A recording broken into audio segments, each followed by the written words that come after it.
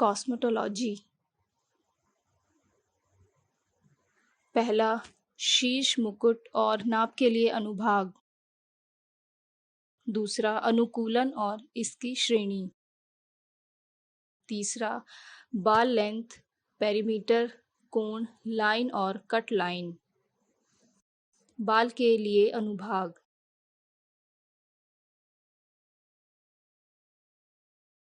शीर्ष के लिए अनुभाग। माथे की हड्डी की चौड़ाई तय करने के लिए अपनी उंगलियों को अपने सिर के ऊपर के मध्य भाग में रखें। चौड़ाई निर्धारित करने के बाद दो भागों को हेयर लाइन की ओर ले जाएं और एक बिंदु पर समाप्त करें। ताज के लिए सेक्शनिंग। शीर्षखंड के पीछे और सिर के दोनों ओर पार्श्विका लकीरों के बीच मुकुट की मामूली रेखा है। यह खोपड़ी के नीचे आधार तक ही होता है। नेप के लिए सेक्शनिंग। बालों के क्राउन सेक्शन से बालों का झड़ना बंद हो जाता है।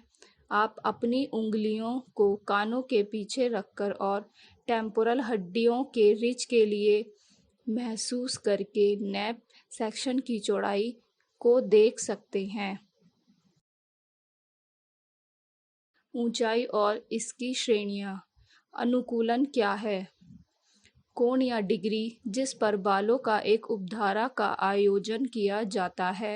जब सिर की ऊंचाई को ऊपर उठाया जाता है, वह ऊंचाई एक ऐसी क्रिया है जो तब होती है जब आप 0 डिग्री से ऊपर के बालों को उपधारा में उठाते हैं।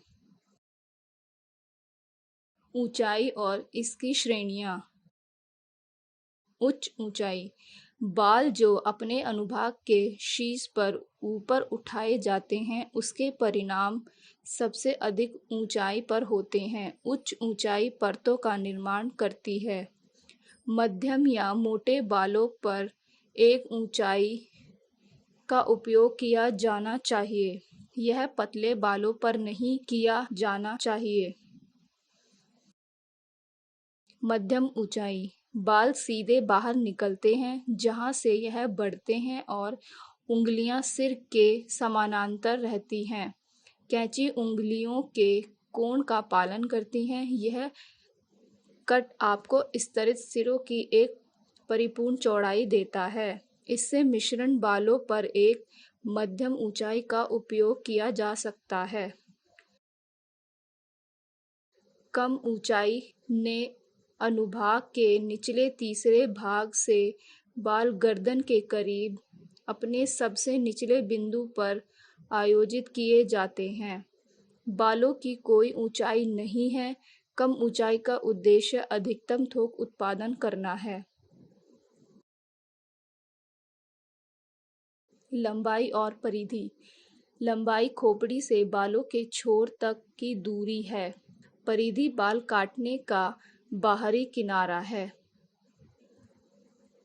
कोण और रेखाएं। एक गाइड के रूप में इस्तेमाल की जाने वाली एक पतली निरंतर रेखा है। बालों को काटने में दो बुनियादी लाइनों का उपयोग किया जाता है, स्ट्रेट और घुमावदार। बाल काटने में आमतौर पर 3 प्रकार की सीधी रेखाओं का उपयोग किया जाता है: क्षैतिज, ऊर्ध्वाधर, विकर्ण। काटने की रेखा। कटिंग लाइन को अंगुली कोण तथा उंगली की स्थिति, बाल काटने की स्थिति और कैंची कोण के रूप में किया जाता है। यह कोण हेयर कट का अंतिम परिणाम बनता है। थैंक्स।